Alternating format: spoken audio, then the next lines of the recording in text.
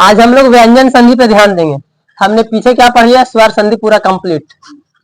स्वर संधि पूरा कंप्लीट है, स्वर संधि एकदम कंप्लीट है पूरा, पांचों के पांचों पढ़ लिए थे। तो व्यंजन संधि में क्या होगा?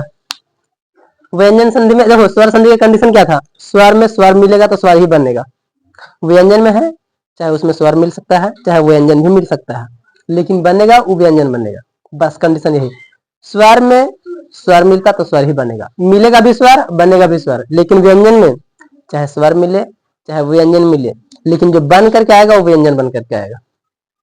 ठीक है, जस्ट वही चीज के बारे में यहाँ पे समझाया गया पूरा। इसका रूल्स बहुत ज्यादा है, तो सब चीज को धीरे धीरे बारी बारी से समझते चलेंगे।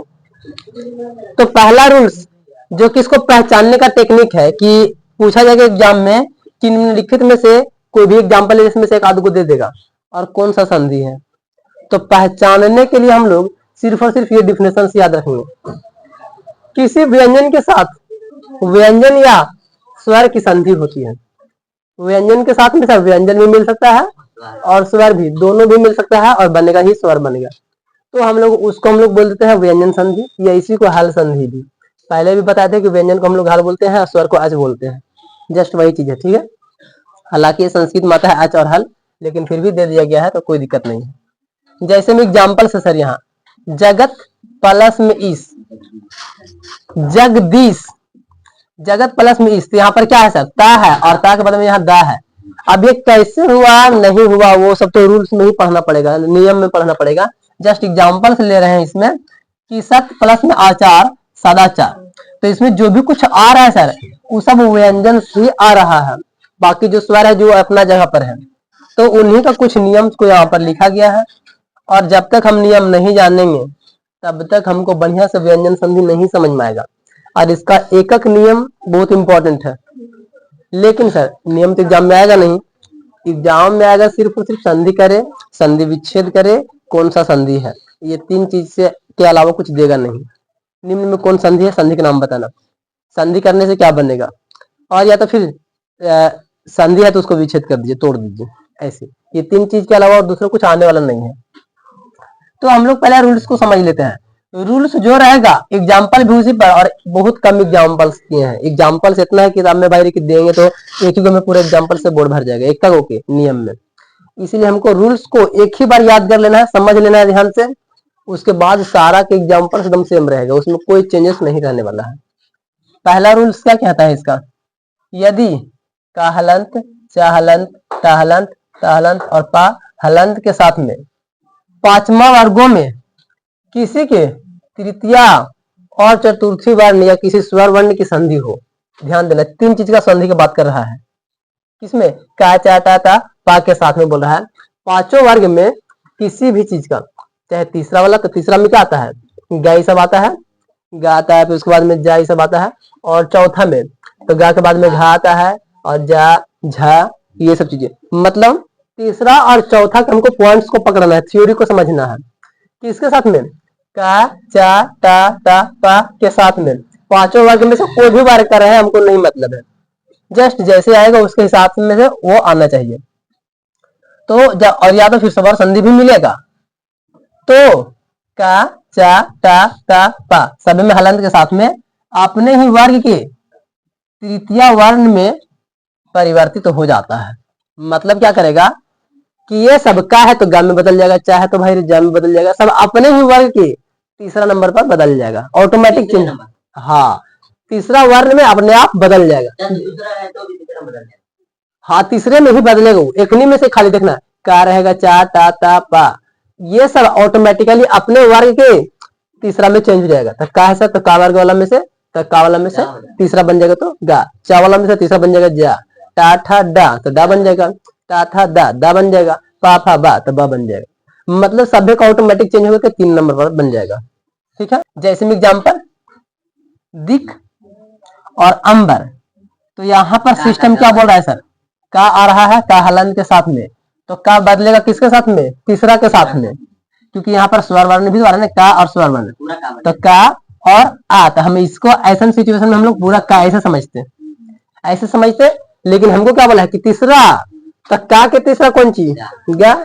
तो यहाँ पर देखो दीग अंबर, दिगंबर, ठीक है ना, दिगंबर मतलब कि का बना सर, और का के तीसरा वाला हमको देखना है, तो तीसरा वाला में गा आया है, तो दिगंबर। रूल्स क्या कहता है कि तीसरा में और चौथा में किसी के साथ में होगा या स्वर वर्ण के साथ में होगा, वो हमेशा जाकर के तीसरा पर ही बैठेगा, एक नहीं पांचों वर्ग का तीसरा पर जाकर बैठेगा।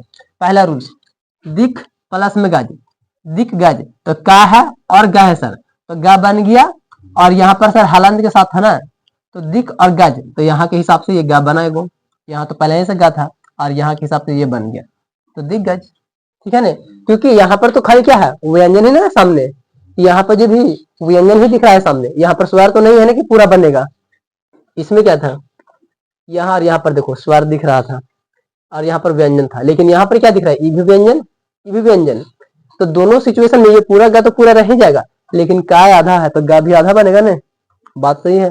तो दिग्गज, दिग्गज, ऐसे जब प्रैक्टिस करोगे ना 3-4 बार, तो ऑटोमेटिकली बोलते बोलते अपने आप बोलाने लग जाएगा कि दिख प्लस नंबर दिगंबर, दिख दिग्गज, ऐसे तो बोलते बोलते मतलब कि फ्लो हो जाता है, बोलते बोलते ऑटोमेटिक सब सही होने लगेगा।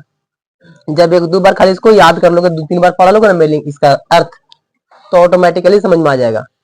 दूसरा रूल्स क्या कहता है कि का चा टा ता पा, यहाँ पर हलन था, पा की किसी अनुनासिक वर्ण से संधि होने पर ये अपने ही वर्ग के पंचम वर्ण में बदल जाते हैं। पंचम मतलब कि लास्ट वाला में, जैसे कि अंगा, इन्या, टवर्गिना, मा, ये सब चीजें, ठीक है ना, ये सब में ऑटोमेटिकली बदल जाएगा, मतलब कि अनुनासिक उसमें आया सर तो बदल जाएगा, तो लास्ट वाला पर बदल जाएगा।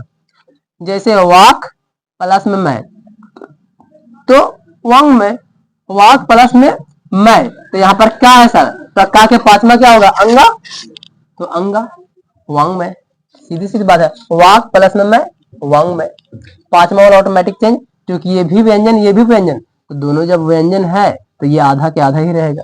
अगर स्वर रहता तो उसको पूरा कर सकता था, लेकिन पूरा नहीं किया यहाँ पे, तो यहाँ पर देखो का और मा मिला करके मतलब ये अंगम बना दिया है यहाँ पे, ठीक है ना, तो वांग में।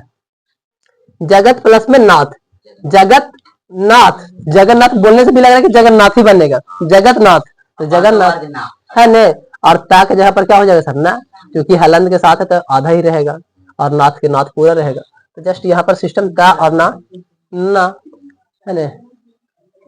तीसरा रूल्स में, यदि ता के बाद तलबिशा हो, ता के बाद तलबिशा हो, तो ता का क्या होगा, चा, और तलबिशा का छा, चेंजेस हो जाएगा, मतलब अक्षरीय चेंज हो जाएगा ऑटोमेटिकली। ता के बाद तलबिशा रहेगा, तो ता के बदले में चा लिखेंगे, और सा के बदले में छा लिखेंगे, जैसे में उत प्लस में शिष्ट, तो उत प्लस में शिष्ट, तो ता के बदले में क्या, ता के बाद रहेगा सा, तो ता के बदले में चा, तो देखते हैं ता के बदले में चा हुआ है, क्योंकि आधा ता है तो आधा चा हुआ है, और शिष्ट तो संयोगी छा के बदले में छा, तो छा हुआ है उच्छिष्ट, उच्छिष्ट, ठीक है ना, उत प्लस में शिष्ट, उच्छिष्ट, इस तरीके से हो गया। हमको खाली रूल्स को फॉलो करना है, रूल्स याद रहेगा तो कोई प्रॉब्लम नहीं होने वाला है, रूल्स बिगड़ जाएगा बनाने में ही मुश्किल हो जाएगा। तो अगला चौथा में है, यदि ता के बाद हा हो, ता के बाद हा हो, तब ता का दा बनेगा हलंत के साथ में, और हा का धा बन जाएगा, देखना ध्यान से, ता के बाद में हा आना चाहिए, तो ता ऑटोमेटिक ता का दा बनेगा, और हा का धा बन जाएगा, क्योंकि बाद में आ रहा है ना। अब यहाँ पर देखिए, उत प्लस में हार, उत प्लस में हार, तो ता का दा, तो दा आधा सा, उत और हार, तो हा का धा, उद्धार, तो दोनों को जब साथ में जोड़ते हैं तो हम लोग ऐसा ही करके लिखते हैं उद्धार, ठीक है ना, इसलिए थोड़ा सा आगे पीछे हो सकता है, तो दोनों को एक ही शब्द में हम लोग गिनते हैं, आधा धा आधा बन करके आया है, उद्धार। आगे, यदि ता के बाद ला आए, ला आए, तो ता का ला हलंत हो जाता है, जस्ट एक ही रूल इसमें है, ता के बाद ला आना चाहिए, और ला ऑटोमेटिकली है कि ता के बदले में ला हो जाएगा, जैसे कि उत प्लस में लाश, ऐसे भी हम लोग बोलने से ही पता चल जाता है, उतलास तो उल्लास, बोलने में लगने लगता है कि हाँ यार वही होगा, तो ता के बदले में यहाँ पर आधा ला, और लाश के लाश उल्लास, उत प्लस में लाश उल्लास, ठीक है। उसके बाद ये भी देख लो, उत प्लस में लंघन, तो ता का ला उल्लंघन। सिस्टम से सब जा रहे हैं, एक भी सिस्टम से गड़बड़ नहीं हो रहा है। यदि ता वर्ग के बाद चा वर्ग हो, ता वर्ग मतलब क्या सर, ता था दादा जो भी है, और चा वर्ग चा से जैसे ये सब चीजें, तो ता वर्ग के बाद में चा वर्ग हो तो ता वर्ग चा वर्ग में बदल जाएगा। मतलब कि जितना भी ता वाला रहेगा वो सब ऑटोमेटिकली सब चा वाला में चेंज हो जाएगा। जैसे में उत प्लस में चारण, तो यहाँ पर इधर वाला देखेंगे तो चा हो जाएगा, ठीक है ना, ता चा उच्चारण। अब बोलने में उत प्लस चारण उच्चारण उच्चारण, तो बोलने में आ जाता है, फ्लो बहता है ऐसे कि हाँ यार कि उच्चारण उच्चारण लग रहा है सुनने में भी और पढ़ने में भी। तो कंडीशन ऐसा ही बनाया गया है। यदि हास स्वर के बाद, अब हास स्वर किसे कहते हैं, हाँ सब छोटा मात्रा वाला। यदि हास स्वर के बाद छा हो तो संधि होने पर छा के पहले चा हलंत जुड़ेगा, मतलब आधा चा जुड़ जाता है। याद रखना फिर से, अगर हास स्वर हो मतलब छोटा मात्रा वाला जो स्वर है या मूल स्वर जो भी हो, उन सब के बाद में अगर छा रह जाता है तो छा में पहले चा जुड़ेगा, उसके बाद ही उसको पूरा काम करेगा। तो यहाँ देखो परि प्लस में छेद, अब यहाँ पर देखो कि ई के मात्रा उठाया हुआ है तो छोटका ई हो गया ना, मतलब हास स्वर आ गया है। तो परि के परि, तो छा में क्या होगा, आधा चा, चा हलंत लगना चाहिए, तो परिच्छेद ऑटोमेटिक हो गया। परि प्लस में छेद परिच्छेद, इस तरीके से। तो पूरा कंडीशंस याद रखना, हम एग्जांपल लेकर दो को दिए हैं सिर्फ समझाने के लिए। कंडीशंस याद रहेगा ऑटोमेटिकली, प्रैक्टिस जब करवाएंगे तो उस टाइम में सब प्रैक्टिस हो जाएगा। मां के पश्चात कोई स्पर्श व्यंजन हो तो मां उस जुड़ने वाले वर्ग के पंचम वर्ण या अनुस्वार में परिवर्तित हो जाता है। अनुस्वार और विसर्ग समझते हो ना, हाँ अनुस्वार मतलब एक बिंदु और विसर्ग मतलब ऐसे दो बिंदु और अनुस्वार मतलब एक। तो अब एकरा में दो चीज बोला गया है कि मां के पश्चात कोई स्पर्श व्यंजन हो, मां है हलंत के साथ में, उसके बाद में स्पर्श व्यंजन जो कि हम लोग को 25 है ना, स्पर्श व्यंजन हो तो मां उस जुड़ने वाले वर्ण के पंचम वर्ण, चाहे तो पांचवा वाला बन जाएगा, चाहे अंगा वगैरह बन जाएगा, अंगा टवर्गिना ये सब लास्ट वाला बन जाएगा, या तो फिर एगो बिंदु बैठ जाएगा। दो ही काम हो सकता है, लास्ट वाला चाहे तो बिंदु, ठीक है ना।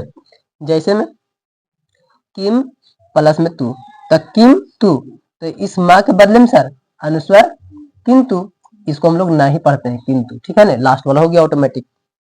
सम प्लस में कर, सम कर संकर। अब देखो हमको लगता है ना सर के ऊपर में जो बिंदु है तो हम लोग तो उसको सन ये सब बोलते हैं तो अन आता होगा, लेकिन यहाँ पे अंगा आ रहा है, तुम खुद बोल के देखो, सम प्लस में कर संग अंगा संकर संकर अंगा आ रहा है, लेकिन हम लोग को देखने में लगता है जैसे कि अन है ये, ठीक है ना। तो पांचवा वाला लास्ट आ रहा है और शो करने के लिए अनुस्वर हो रहा है, ऊपर में बिंदु हो रहा है। फिर उसके बाद में सम प्लस में धी, समझी सम प्लस में धी, तो सम और धी, तो समधी मतलब संधि, ठीक है ना। तो माँ का यहाँ पर बिंदु कर दे रहा है, ना के रूप में आ जा रहा है ना, धी संधि, ठीक है ना। तो अनुस्वार में भी चेंजेस हो रहा है, तो जस्ट वही चीज है। माँ के बाद यदि कोई अंतः अष्टवर्ण, माँ के बाद यदि कोई अंतः अष्टवर्ण या र ल व या ऊष्म वर्ण क्लब्बी सा मधन्य सा दंटी सा हा हो तो माँ अनुस्वार में परिवर्तित हो जाता है। ये तो सबको बार बार ये बात आ रहा है, यही अनुप्रैल वाला नियम इसमें भी लागू हो रहा है। मतलब जो माँ होगा, जैसे संस्कृत में हम लोग बोलते हैं कि माँ को हलंत लिखो चाहे तो ऊपर बिंदु लिखो, हाँ जस्ट वही चीज यहाँ पे है। तो माँ के बाद में कोई अंतस्थ रहेगा चाहे तो ऊष्म रहेगा, माँ हमेशा अनुस्वार में चेंज हो जाएगा। जैसे सम प्लस में यम, सम यम, तो संयम बिंदु चेंज हो गया, संयम संयम, ठीक है ना। सम प्लस में युक्त संयुक्त संयुक्त, जस्ट बिंदु में चेंज हो गया। सम प्लस में वाद संवाद, यहाँ पे होना चाहिए ना, सम प्लस वाद संवाद, जस्ट सेम टू सेम वही सिचुएशन है। अगला रूल्स क्या कह रहा है, न या माँ की संधि यदि किसी स्वर से हो, ध्यान देना, न माँ के संधि किसी स्वर वर्ण से हो तो वे स्वर न हलंत या माँ में ही मिलकर उन्हें पूर्णता प्रदान करता है। और ये वाला जो लाइनिंग है ना, ये मेरे हिसाब से लग रहा है कि स्वर वर्ण में जो स्वर व्यंजन होता है, स्वर संधि का रूल्स यहाँ पे अप्लाई होगा। देखना ध्यान से, जैसे में अन प्लस में आहार, हालांकि इसमें आ मिल नहीं रहा है, लेकिन रूल्स उसी के जैसा लग रहा है। जैसे का प्लस में का बन जाता है खा प्लस में, ऐसे तरीके से, हालांकि है तो व्यंजन ही, लेकिन कंडीशन तो मोरेनियन लग रहा है। अन प्लस में आहार, अन प्लस में आहार, आधा ना और यहाँ पर पूरा आ, तो या तो फिर पूरा आ भी मिलाएंगे तो ना बनेगा, ना है ना और प्लस में आ तो ना बन जाएगा पूरा। या तो तुम ऐसे सोच लो कि ना और आ मिलाएंगे तो ना बनेगा, और एगो पहिया है तो पहिया के हिसाब से ना तो बनेगा ही बनेगा, ठीक है ना। तो ये हो गया ना, कहा गया, हाँ, अन प्लस में आहार तो अन्नाहार, अन्नाहार, ठीक है ना। अन प्लस में आहार, अन्नाहार, यहाँ पर पहिया होना चाहिए ना, अन्नाहार ना, अन्न प्लस में आहार, अन्नाहार। यहाँ पर ना को क्या कर ले रहा है, ये पूरा कर दे रहा है इसी में। सम प्लस में आहार, सम प्लस में आहार, तो माँ को यहाँ पे पूरा कर देगा, समाहार, समार नहीं बोलना, समाहार। अन्न प्लस में अन्य, अन्न प्लस में अन्य, तो ना को कर देगा पूरा, अनियन, जस्ट इस तरीके से। अब मध्यान्ह सा के बारे में थोड़ा सा, मध्यान्ह सा हलंत की अगर संधि यदि ता था से हो तो ता का हो जाएगा सर, ता में चेंज हो जाएगा, ता में बदलेगा और था में परिवर्तन हो जाता है। याद रखना, जब हम लोग ना तो विधान और सत्व विधान पढ़े थे उसमें टवर्गिना और ना था, दंटिसा मध्यान्ह था, एक में सेम वही कंडीशन थोड़ा थोड़ा आना चालू हो गया है कि सा के मध्यान्ह सा के संधि अगर होता है तो ता था से, तो ता का ता वाला टा में जैसे कुछ में होता है दूगो छड़ी रहता है ना, टवर्गिना वाला ना सिंपल में होता था, ना वाला टवर्गिना में होता था, जस्ट वही वाला रूल्स यहाँ पर कि था में ता बनेगा और था बनेगा। जैसे में सर दुष्ट प्लस में टा, दुष्ट प्लस में टा, तो दुष्ट, दुष्ट यहाँ पे देखो दुष्ट प्लस में ता यहाँ पर नजर आ रहा है, तो देखो तुम कि दुष्ट बन रहा है, मतलब ता के टा बन जा रहा है ऑटोमेटिक, ठीक है ना। दुष्ट प्लस में ता दुष्ट, तो जस्ट ये चीज है। इसी से रिलेटेड और बहुत सारे एग्जांपल दिया जा सकता है, लेकिन समझने के लिए वो काफी है। सा का पूर्ववर्ती आ या आ से भिन्न कोई स्वर हो, मतलब कि आ या आ से कोई अलग स्वर वर्ण होना चाहिए। सा का पूर्ववर्ती मतलब सा के पहले कोई स्वर हो तो संधि होने पर सा का मध्यान्ह सा हो जाता है। याद रखो जो हम लोग जाने थे वो वाला सर सातों विधान वाला, ठीक है ना, तो डंटी सा से मध्यान्ह सा वाला में, तो सातों विधान ना तो विधान पढ़े तो वही वाला चीज, ठीक है ना। जैसे में वी प्लस में सम, वी सम, अगर जो बच्चा लोग नहीं क्लास किया है ना तो विधान सातों विधान वाला, एक बार कॉपी पलटना, दोस्तों से मांग लेना और तब देखना कि ये चीज तुमको समझ में आना चालू हो जाएगा, सेम टू सेम वही है। इसके बाद में भी अभी ना तो विधान और सातों विधान ही पूरा होगा, ठीक है ना। 12 तक समझे थे, 13 तक समझ, 13 वाला समझिएगा क्या बोल रहा है। सम या परि उपसर्ग के पश्चात, उपसर्ग के पश्चात मतलब कि उपसर्ग क्या होता है, पहले वाला, प्रत्यय मतलब बाद वाला, तो सीधी सीधी सम या परि उपसर्ग के पश्चात मतलब कि उपसर्ग के बाद में अगर क्रिय धातु या उससे बना कोई शब्द हो तो संधि होने पर दोनों के बीच में डंटी सा या तो फिर मध्यान्ह सा का आगमन हो जाता है, मतलब कि ऑटोमेटिक आ जाएगा। जब भी क्रिय धातु या उससे कोई भी रिलेटेड शब्द बना हुआ रह जाए तो वैसन सिचुएशन में ऑटोमेटिक है कि ये वाला सा ये वाला सा, दोनों में से कोई भी सा के मतलब आधा सा आ जाएगा। तो जैसे समझते हैं एग्जाम्पल में, जैसे कि सम प्लस में कृत, सम कृत, तो अभी क्या बोला गया था कि जब भी क्रिय धातु आ जाता है तो उसके साथ में क्या होगा, क्रिय दोनों में से कोई वाला सा आ जाएगा। तो सिचुएशन को देखते हुए किसमें कौन सा सा लगता है ना तो विधान और सत्व विधान से पता चल जाएगा। तो यहाँ पर क्या लगा दिया गया है, आधा सा। संस्कृत परि प्लस में कार, परिष्कार। अब यहाँ पर ये कंडीशन को भी समझना है कि यहाँ पर जो ही मध्यान्ह सा क्यों और यहाँ पर जो ही ई वाला सा क्यों, तो इसके लिए तुमको ये वाला में कंप्लीट हो जाएगा, ये आगे वाला है ना तो सत्व, हाँ इस हल्के में कंप्लीट होगा। नीचे वाला न तो सत्व, हाँ इसमें सम प्लस में कार, इसमें है सर संस्कार। इसमें देखो ये वाला सा लगा है, इसमें ये सा लगा है, और इसमें भी, तीनों में सब अपना अपना है। लेकिन इसमें ये लगा तो क्यों, कारण होना चाहिए ना, क्योंकि इसमें ई के मात्रा है जो कि नत्व विधान और सत्व विधान में हम लोग सीखे थे, वो वाला रूल्स के हिसाब से। खैर देखते हैं, इसमें कुछ ना कुछ बातें हमको मिलेगा आगे भी। जैसे यहाँ पर रामायण, भूषण, तृष्णा, उष्ण आदि कुछ ऐसे शब्द है जिनसे शब्दांत के ना का ना, मतलब कि नॉर्मली ना का टवर गिना हो गया है। तुम यहाँ पर देख सकते हो कि यहाँ पर ना है टवर गिना, सब में देखो, सब में टवर गिना हो गया है। इसे संस्कृत में न तो विधान कहा जाता है, जो कि हम लोग संस्कृत में इसको पढ़ चुके हैं कि ना का टवर गिना हो जाना ये न तो विधान होता है, ठीक है ना। तो इसमें कुछ चीजें में चेंजेस हो गया है। तो यहाँ पर देखते हैं रूल्स के हिसाब से कैसे आखिर चेंज हो गया है। री रहलंत या मधनिसा हलंत के परे ना रहे और इनके मध्य में, मतलब बीच में, चाहे स्वर का वर्ग, पवर्ग, अनुस्वर या ना भी रहे तो ना के स्थान पर ना हो जाता है। ये वाला हूबहू वही रूल्स है जो लिखा गया था उस टाइम में, जो संस्कृत में लिखा गया था, सेम टू सेम वही रूल्स यहाँ पर भी अप्लाई हो रहा है। जैसे में राम प्लस में आयन, रामायण यहाँ पर हुआ, तो यहाँ पर तुम खुद देख सकते हो कि इसके पहले में क्या आया सर, स्वर वर्ण आया। तो स्वर वर्ण आया है, तो देख सकते हो यहाँ पर रामायण, यहाँ पर तुम देख सकते हो रामायण, यहाँ पर संधि हुआ था आ और यहाँ पर ना।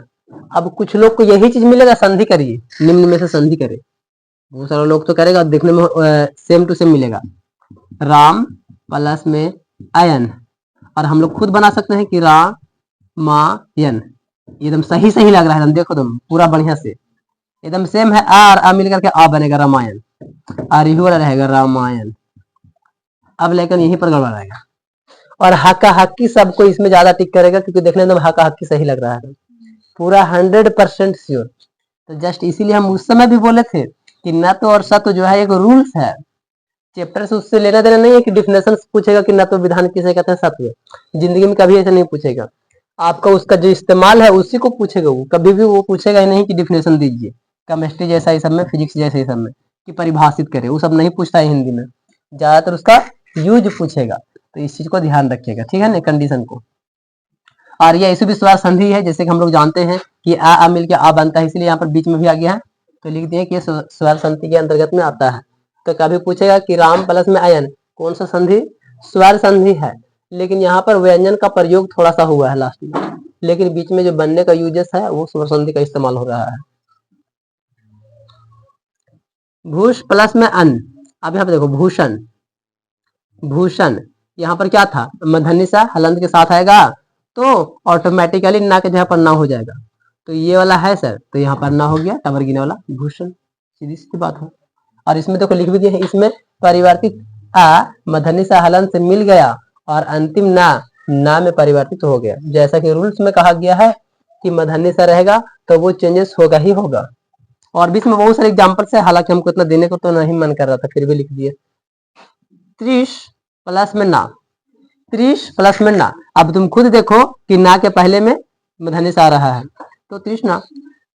उष्ण प्लस में ना, तो उष्ण, यहाँ पर देखो टवर्गिना हो गया है, यहाँ पर कृष्ण प्लस में ना, कृष्ण, मतलब कि सारा में कॉन्सेप्ट वही रूल्स लागू हुआ है जो हम लोग को समझ में आया था उस संस्कृति में, वही वाला चीज। आगे 15 नंबर रूल क्या बोल रहा है, मंत्री शब्द के बाद अगर मंडल रहे, ठीक है ना, मंत्री शब्द के बाद अगर मंडल रहे या परिषद रहे आदि कोई शब्द जुड़े तो त्रा के दीर्घ का ह्रास हो जाता है। इसको कॉन्सेप्ट को समझिएगा, त्रा के दीर्घ मतलब कि त्रा अगर इधर से हवल रहेगा तो ह्रास हो जाएगा, मतलब छोटका त्रा हो जाएगा, ई पट्टी हो जाएगा, ई पट्टी के रहेगा तो ई पट्टी वाला हो जाएगा। जैसे समझिए यहाँ पे मंत्री प्लस में मंडल, मंत्रिमंडल, इसी चीज को एग्जाम में पूछेगा और तुम भुलाओगे और जानबूझ के गलत मार के भी आओगे। मंत्री प्लस में मंडल का संधि करे, मंत्रिमंडल, हम लोग भी ऐसा ही कर देंगे, मंडल ना, मंडल मंडल खाली ना, नहीं मंत्रिमंडल हम लोग भी ऐसा ही कर देंगे। और वहां पर तुमको ऑप्शन में ये वाला भी मिलेगा, मंत्रिमंडल। और वहां पर कंफ्यूज जाओगे कि अरे बड़का लगाए कि छोटा लगाए, बड़का ई और यहाँ पर आ मिल रहा है, क्या होगा वो होगा, हम लोग वैसे सोच करके बना लेंगे। लेकिन यहाँ रूल्स के हिसाब से क्या बोल रहा है, मंत्री शब्द के बाद में बात कर रहा है कि अगर मंडल रहे या परिषद रहे, कोई भी शब्द रहे तो छोटा तरह, जो बड़ा रहेगा तो छोटा हो जाएगा ऑटोमेटिक। तो यहाँ पर बड़ा है ऑटोमेटिक छोटा हो जाएगा बस, और कुछ नहीं, बस वही जोड़ दीजिए। मंत्री प्लस में परिषद, मंत्री परिषद, इसमें भी छोटा हो गया, बड़ा से छोटा हो गया। इन सभी रूल्स को याद रखना है, कभी भी गलती हो सकता है। एक स्पेशल शब्द है ये विश्वामित्र, जो कि एकदम सबसे थोड़ा हटके है। तो विश्वामित्र में दीर्घ संधि के नियम नहीं लागू होता है। इस नाम के ऋषि विशेष के लिए अलग नियम है, मतलब कि जो ऋषि मुनि लोग होते हैं ना, बड़े बड़े ऋषि मुनि, विश्वामित्र और ये सब चीजें, तो उन सब का जो नियम है उसके लिए कुछ अलग सा ही नियम बना दिया गया है, जिसके अनुसार इसका संधि या विच्छेद होने पर वो क्या बनेगा, विश्व और मित्र, तब इसको हम लोग बोलेंगे विश्वामित्र। जब कोई भी रूल्स नियम के खिलाफ जाता है, कोई भी नियम, तो उसको फिर उच्चारण करके समझना है। अब उच्चारण हम कर रहे हैं जैसे कि विश्वामित्र, लेकिन जब भी हम विश्व बोलते हैं ना तो वाह आ ही जाता है, तुम बोल के देखो विश्वामित्र, उसमें वाह चढ़ जाता है, इसीलिए ये रूल्स के खिलाफ हो जा रहा है। कोई चीजें जब रूल्स के खिलाफ जाता है तो उसमें उच्चारण में जरूर चेंजेस रहता है, तो इसको विश्वामित्र नहीं क्या विश्वामित्र ही बोला जाता है, ठीक है ना। तो विश्व प्लस में मित्र को हम लोग विश्वामित्र ही बोलेंगे, ठीक है ना, विश्व मित्र नहीं बोलेंगे, विश्वामित्र बोलेंगे। ठीक, बोलने से ऑटोमेटिक लगता है कि हाँ वही चीज सही हो रहा है। तो यहाँ पर व्यंजन संधि भी कंप्लीट, व्यंजन संधि यहाँ कंप्लीट हो रहा है। अगला क्लास में हम लोग का लास्ट बचा हुआ है विसर्ग संधि, उसके बारे में हम लोग अगले क्लास में जानेंगे। बहुत सिंपल है। और उसके बाद जब विसर्ग बता देंगे, मतलब पूरा संधि कंप्लीट होने के बाद मिलेगा तुम्हारे पास में क्वेश्चंस बनाने के लिए कि हम कितना सीखे हैं संधि में, वर्ण में, जो भी चैप्टर्स में आया था वो सारा चीज के बारे में मिलेगा, ठीक है।